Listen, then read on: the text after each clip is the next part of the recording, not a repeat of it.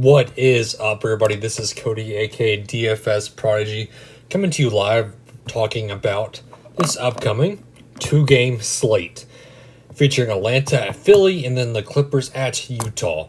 So this is going to be a couple interesting games. Before we begin, always like button for me. Definitely subscribe to my YouTube channel. That's been a ton, as y'all know. We had a great day on the betting standpoint. We had a great day on the DFS standpoint also. A good day in the Discord. Overall, not that bad of a day, in my opinion. It looked like a great day. So, like I said, always hit the like button for me. Definitely subscribe. Come hang out with me on Twitter. Come hang out with me with the Discord.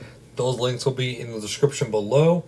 So, that pretty much wraps up that aspect of the video.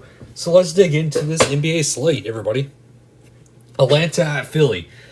Dare do I pay 10-5 for a busted up torn meniscus Joel Embiid?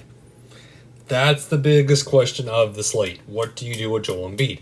For me, it's tough to fade him. I know it is. But then again, I don't trust that knee. He looked banged up. He looked like he was not having energy to play. Clint Capella even came out and said once you take out his energy, he's done for. I believe it.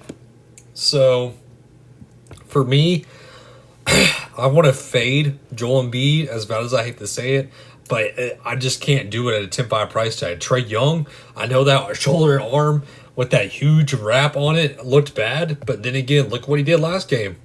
61. I repeat, 61 points.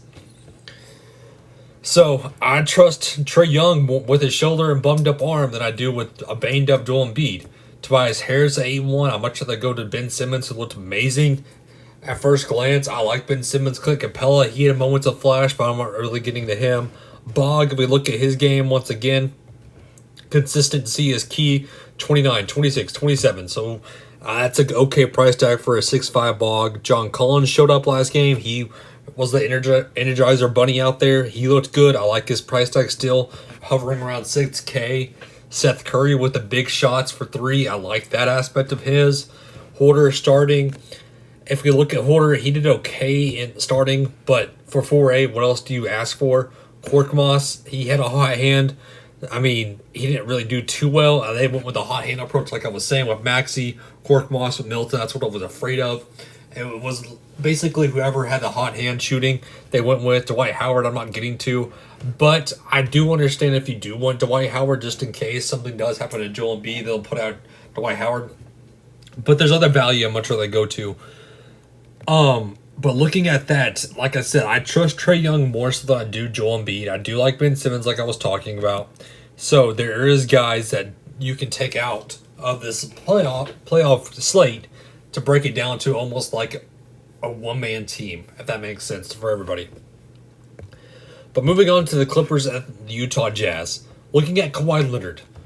Kawhi Leonard and Paul George took over this game. I love both guys here. I trust them more, again, than I do Trae Young and Joel Embiid. If I have to say that, I trust those guys much more. Paul George at 8-6 is a great price tag for him. He has a 50-burger last game. I don't see them playing Mike Conley, to be honest with you. I don't imagine the Jazz wanting to play Mike Conley just because of the hammy. I know James Harden played on it, but that's a whole different spectrum. In my opinion, I'll be very, very surprised if they play Mike Conley. So for me, looks like I'm fading Mike Conley. Once again, I do like everybody else on the Jazz. I don't mind Rudy Gobert, but he's kind of the odd man out. As I say that again, like we did earlier, he's just not going to get done in this matchup. Clarkson, Bog, Ingles, it's all about the shooting from those three guys. If we had to rank them, it would be Joe Ingles number 1, Jordan Clarkson number 2, then Bog number 3 for me. Reggie Jackson had a dud shooting game, which I'm hoping that holds down his ownership a little bit lower because I'm going right back to the well on him. I think that he just had a bad day. I think he can go right back to him. Royce O'Neal, 4.9. He's okay as a value, but I'd rather get to other value on the Hawks side. And looking at Batum and Marcus Morris put up a 40-burger. Do I believe that he can do it again? No. I don't think he can do it again, but that's going to skyrocket his ownership. So I'm going on the flip side, trying to be different in GPPs and going with Jackson more so than less than Morris. But I do like Morris in cash. Looking at Zubac, Rondo, Kennard, I'm obviously not going to any of these guys. So Again, be different on the slate. We had a good day at cashing. Come hang out with us on the Discord. That would mean a ton to me if y'all come talk to me and DM me in there. So definitely come hang out, like I said. And that wraps up this video for us, guys. Again, thank y'all for tuning in. I hope everybody has a good and safe rest of their night. Have a good one, everybody.